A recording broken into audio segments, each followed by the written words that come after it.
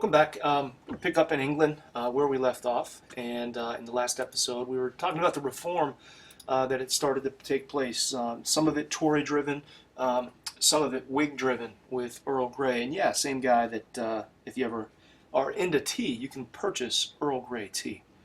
I know you're going to run out and do that right now, but let's finish this first, okay?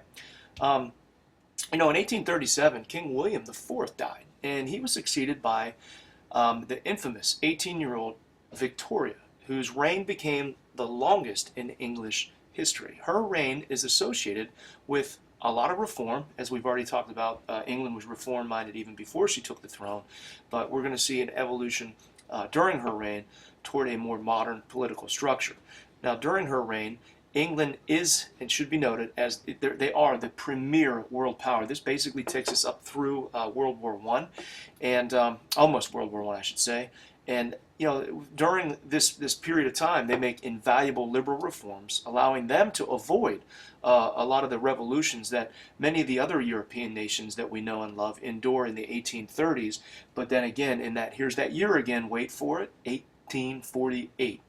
So let's take you through the Victorian era early on. The biggest issue of the day when she was coronated were the outdated Corn Laws. Okay? Now, the quest to repeal the Corn Laws was powerful evidence of the increased political power that we had just talked about with the Reform Bill of 1832, where the British middle class and the bourgeoisie storms into power with now an active voice in Parliament, in the House of Commons, because of the redistricting of the pocket in the rotten boroughs. Now, they formed something called the Anti-Corn Law League. And, there's a little bit of this in our book, but there was a DBQ on this matter a few years back. So I want to make sure that we are ready for this if we happen to see one of these on the AP or a DBQ here. So the Anti-Corn Law League was established in around 1839, and as the name suggests, they campaigned for the repeal of the Corn Laws. Now, if you have forgotten, let's talk about what the Corn Laws were. Now, this was a tariff. These were tariffs on wheat and other grains enacted at the end of the Napoleonic Wars. It was in retaliation to allow England to battle the continental system. But the fact of the matter is it actually was a huge benefit for the landed aristocracy and the gentry farmers, because it basically kept prices for their products, their crops that they were growing on their huge farms. It kept those prices high. So what we see here is a push for the Anti-Corn Law League to bring about free trade and lower tariffs. Okay, more laissez-faire, Adam Smith.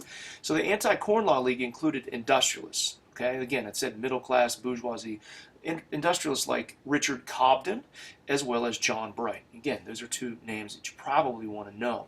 And they argued that it's kind of a weird thing. You'd think that, okay, they're arguing because they want to help the little guy out. Well, not so fast here. They argued that lowering the price of food would improve the workers' conditions. So on that end, yeah, they're helping the workers and improve their standard of living. But it's a little bit more complex with it. Okay. They also felt that if you lower these tariffs, it's going to also reduce the cost of raw materials. And if you reduce the raw materials and you reduce the tariffs, it will actually be easier for the industrialists to pay their workers less. Their whole motive behind this was they wanted to be able to pay their workers less. Now, again, it is nice in the fact that they said, well, we can pay our workers less and it won't kill them, because if you get rid of the Corn Laws, price for grain and overall food will go down, so they'll actually be okay. Coincidentally, also in and around the same time, in 1845 and 1846, severe famine, and we read about this in chapter 20, famine struck Ireland following the failure of their potato crop. You had starvation and diseases such as typhus and cholera took the lives of over 700,000 people. So hundreds of thousands of survivors emigrated to England, as well as we've already indicated, a lot of them went to the United States. But the famine demonstrated the need for lower food prices and caused many industrialists and many farmers harsh guilt. So what you start to see here is England shift away from the policies of Thomas Malthus and David Ricardo, and they say, you know what, maybe we need to be a little bit proactive here. So the Corn Laws were actually repealed in 1846. And again, a victory for British urban dwellers and middle class, but for the first time you have something for the little guy, the workers in the urban areas, thanks to industrialization, who for the first time comprised a majority of the British population. So some relief for them. So following the Corn Laws, as we said, the Victorian era is going to be this sentiment of reform. Britain continued to further their liberal-mindedness, and they eliminated the remaining tariffs, establishing basically a free trade policy. As it says here, the navigation laws followed the Corn Laws. They were repealed in 1849. So officially, you see the end of mercantilism. And again, those laws had been in effect since Oliver Cromwell in the 1650s. Now, coincidentally, what are the results of all this reform? All right, internal unrest, as I said, in England was relatively small when you compare it to the other countries in Europe during the same time period. People were convinced that reform was actually possible without a full-fledged revolution. And again, so the peaceful era, known as the Victorian era, is associated with Queen Victoria, and just make sure that you understand that. All right. Again, if you have any questions about the Corn Laws, repealing of mercantilism, or anything like that, make sure you bring your questions to class, and we will certainly review them.